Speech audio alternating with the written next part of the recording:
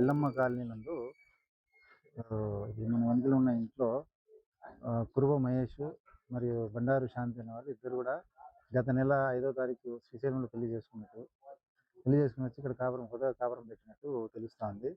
ఈరోజు ఉదయం ఈ ఇంటి గల ఓనర్ వచ్చి సార్ ఇంట్లో నుంచి కొద్దిగా స్మెల్ వస్తూ ఉంది అని చెప్తే వచ్చి చూస్తే అమ్మాయి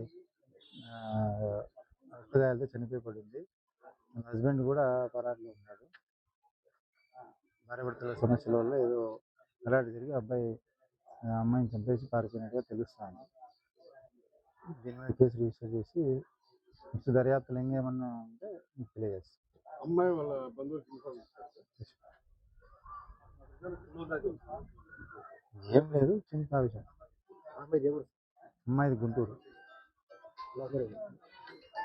మరేంటి రెండో మ్యారేజ్. అదే ప్రస్తుతానికి ఉండే సమాచారం చెప్పాము. మళ్ళీ దర్యాప్తులు ఇంకేమన్నా కొత్త విశేషాలు వస్తే మరి